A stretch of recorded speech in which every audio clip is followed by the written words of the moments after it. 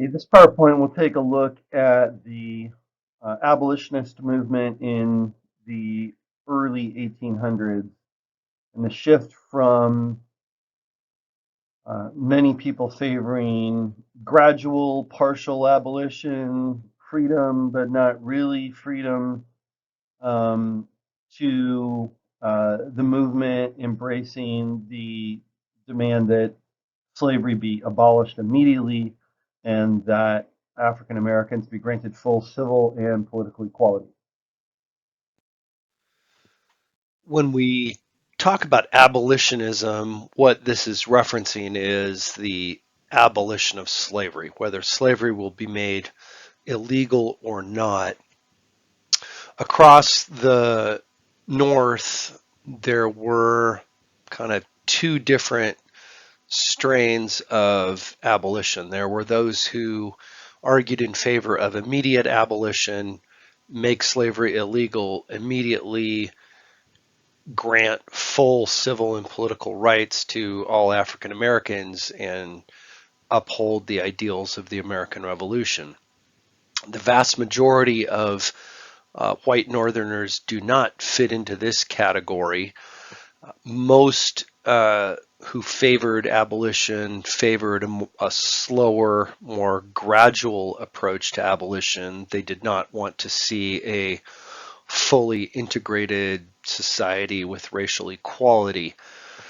Um, and they come to be known as gradualists. So, an example of gradualist policy would be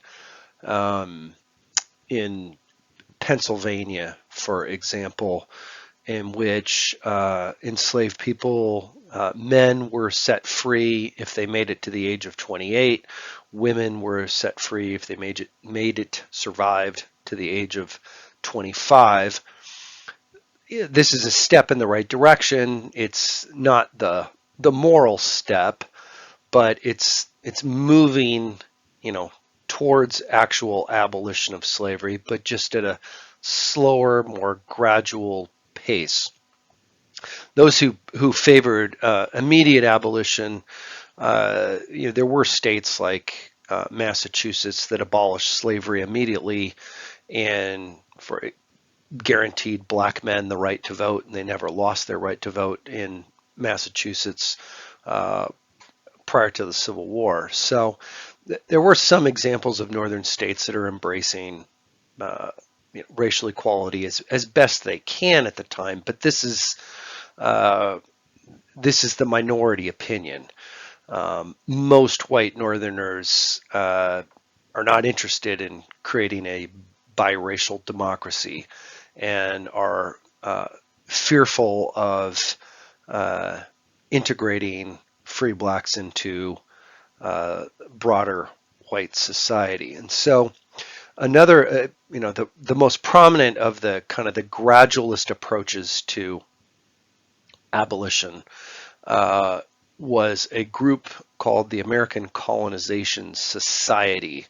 And it was founded in 1816, and its goal was to have free blacks return to Africa uh, because white Northerners don't want to integrate and create a biracial society um, in in the North. So they're kind of coming from this standpoint of, well, okay, let's abolish slavery, but we white people don't want black people living, uh, in our communities, going to our schools, uh, in a biracial democracy. Didn't want that, so settle them back in Africa.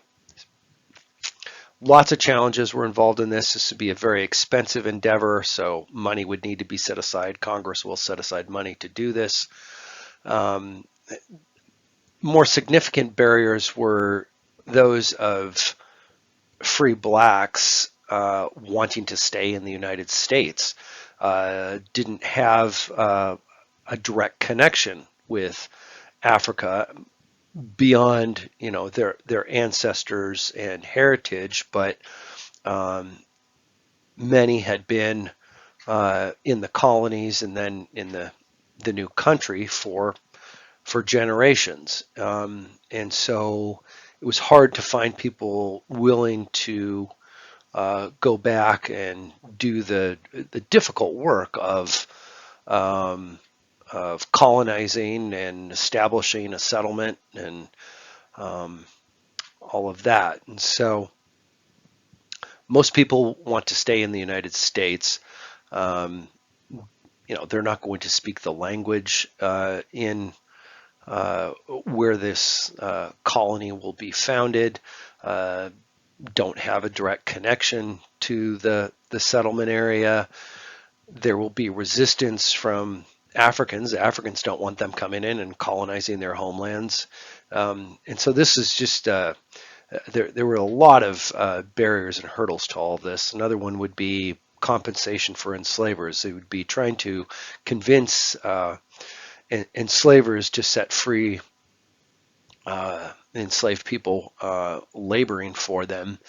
Um, and in order to do that, there would have to be some kind of compensation paid. So there were a lot of financial, cultural, and just those kinds of barriers, but also just very difficult work of trying to create a colony from scratch and all the resistance that they would face from the people in Africa to all of that. So anyhow, this colonization society was founded. It'll be a prominent player in the gradual abolition movement up through the 1840s, really. So the American Colonization Society was founded in 1816 and in 1819 received $100,000 from Congress, which was a ton of money back then. And in 1820, they sent their first ship from New York for West Africa with 88 free blacks and 3 white officials from the American Colonization Society. Um, all 3 whites and 22 of the free blacks died in the first 3 weeks from yellow fever. So they lost about, it's what, roughly 25% of the people who went. But the colony in Liberia and West Africa was established. Over the next 10 years, only about 2,600 free blacks sailed for Liberia, and only 15,000 over the lifetime of the society, which ran into mostly um, it was done by the end of the 1840s. Um, in 1847, Liberia declared its independence, and the Colonization Society really started having trouble raising money in as early as the 1830s, and largely because of this, gradualist stance of, well, slavery is wrong, but they didn't want an integrated society. And so the only true moral ethical stance was slavery is wrong, slavery should be abolished. Um, all African Americans should immediately have all civil and political liberties. And so, um, and rights, I should say, not liberties.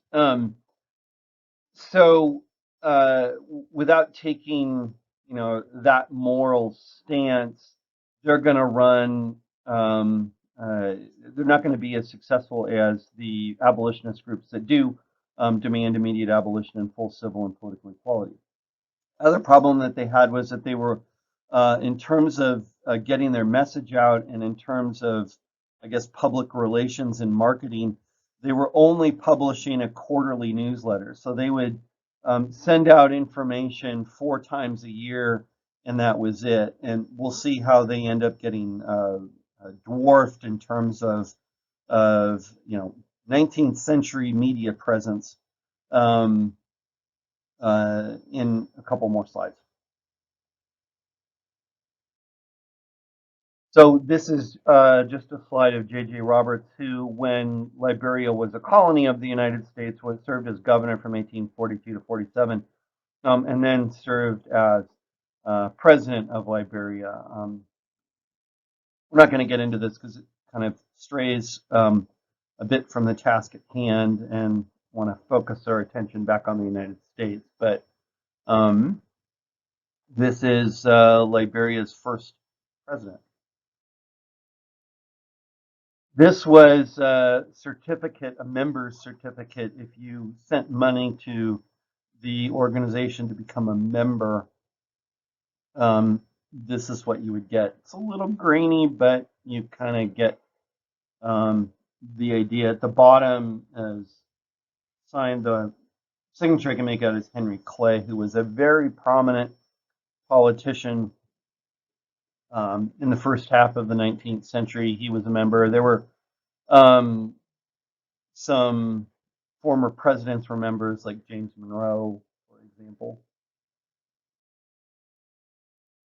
Toward the end of the 1820s, the abolitionist movement is going to take a much more radical approach and begin to demand immediate abolition.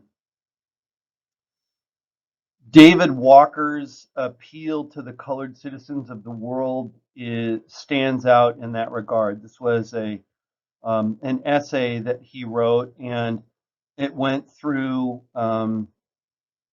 several printings. It spread across the North, it spread across the South, and was very influential. Walker had been born in 1796 in North Carolina. His mother was free, but his father was enslaved, and because status goes through the mother's line, he was free. Um, as a young adult, he moved to Charleston, South Carolina.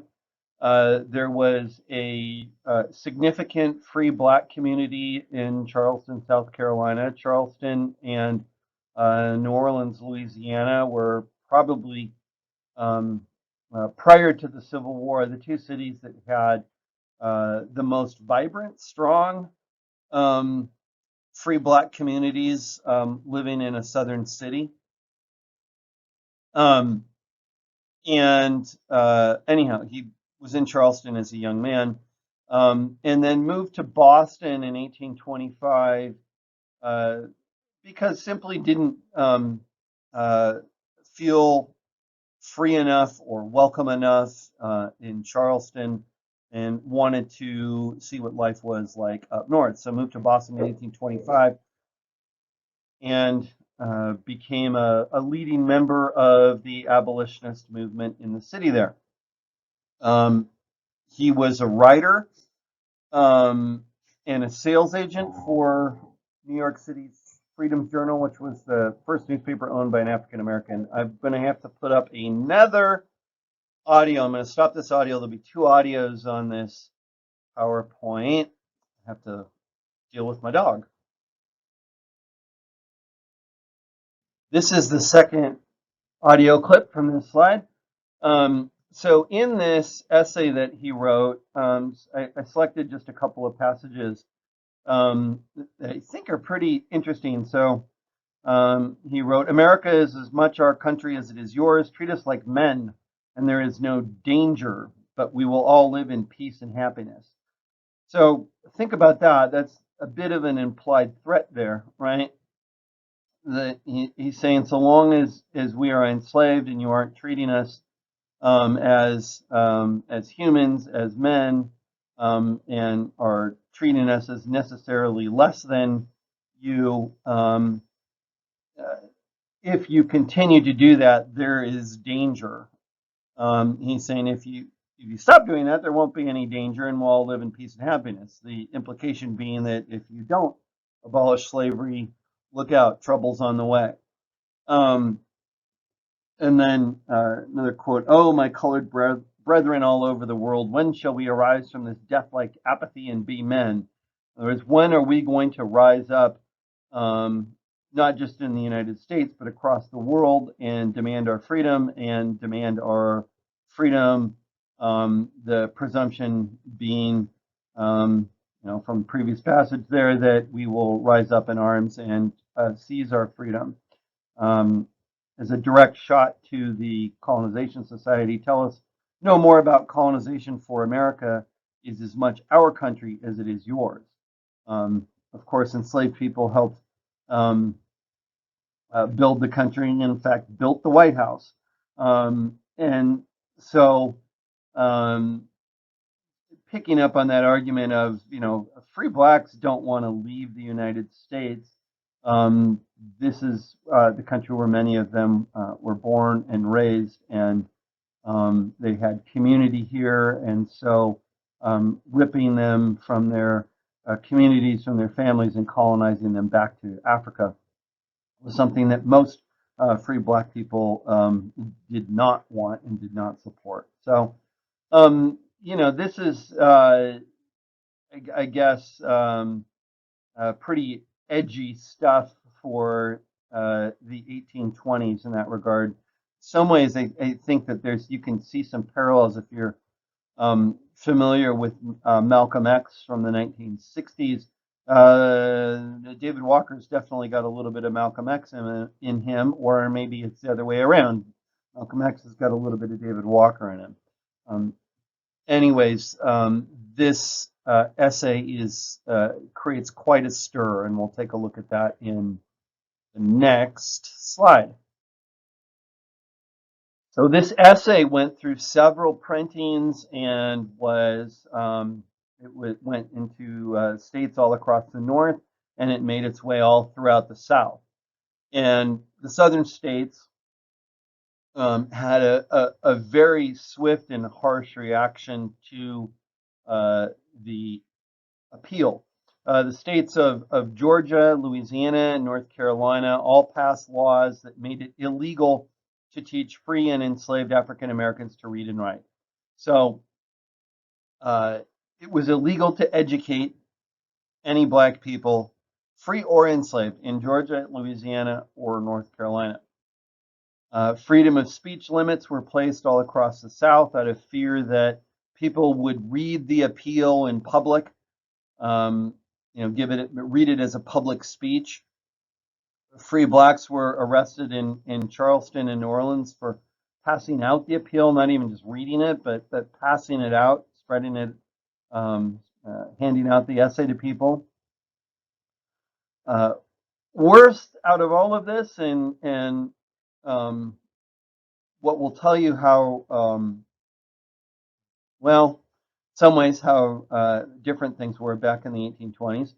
Um, Georgia announced a bounty on Walker, so they put out a hit on Walker of $10,000 if he was brought to authorities alive, and $1,000 if he was murdered. So the bounty of $10,000, if they could capture him and bring him back, so that the state of Georgia could formally execute him, assassinate him, was $10,000. If you brought him back dead, if you did the killing yourself, you would only get $1,000.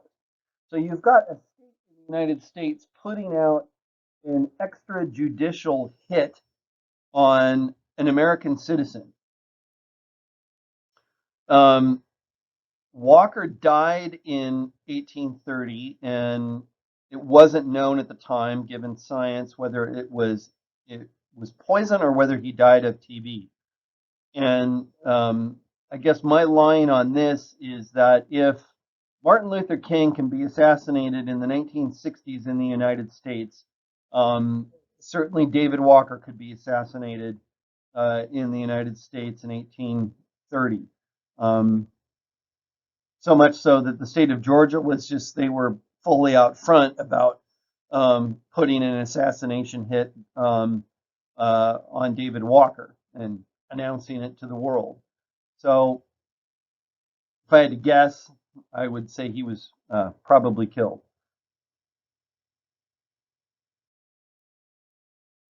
So this week you have to read and write a little bit about Nat Turner's revolt, which happens in 1831, and it is the best known, the most famous of revolts of enslaved people in the United States. Um, but I just want to also recognize that um, there were other revolts of enslaved people, and the Turner's Revolt was not the only one. These are some of the uh, other revolts that were kind of best known at the time. Um, and so I've just got some basic details here. I'm not going to delve into lecture material on any of these, but these are all easy to look up information if you're interested in um, any of them. We're going to kind of focus this week on Turner's Revolt, but you can see, I mean, there was a revolt as early as 1739 on the known as the Stono Rebellion in South Carolina.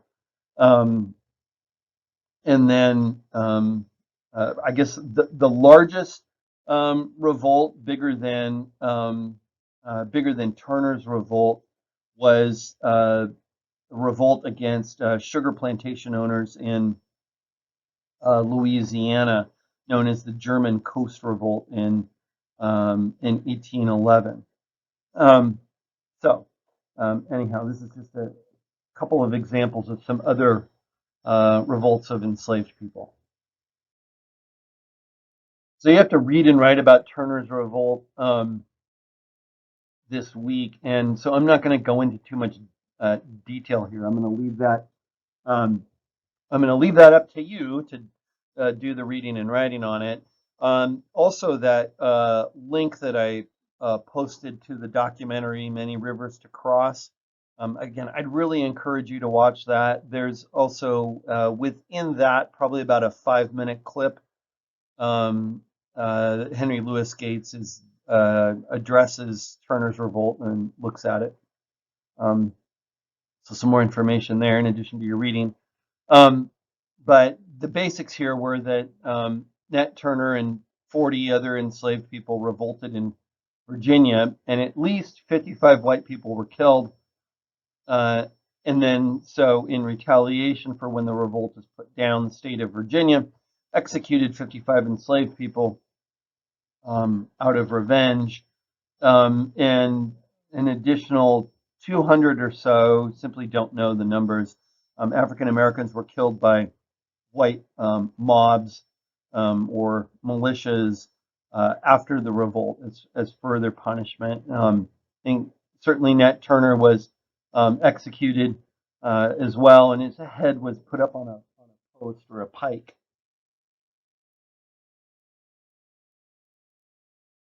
So the American Anti-Slavery Society was also founded at this time, and they at the time of Turner's Revolt, and they published a weekly newspaper called The Liberator. So, in comparison to the American Colonization Society, which was publishing a pamphlet once a quarter or 4 a year, the American Anti-Slavery Society had a weekly newspaper with articles and essays, all demanding the immediate abolition and full civil and political equality for African Americans.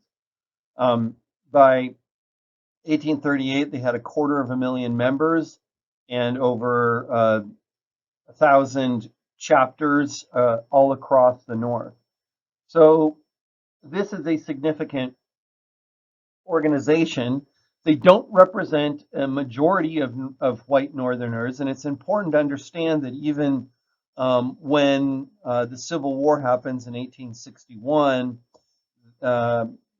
from 1861 to 1865, pitting North versus South largely over the issue of slavery, most Northerners, even then, were opposed to abolition, did not support abolition of enslaved people.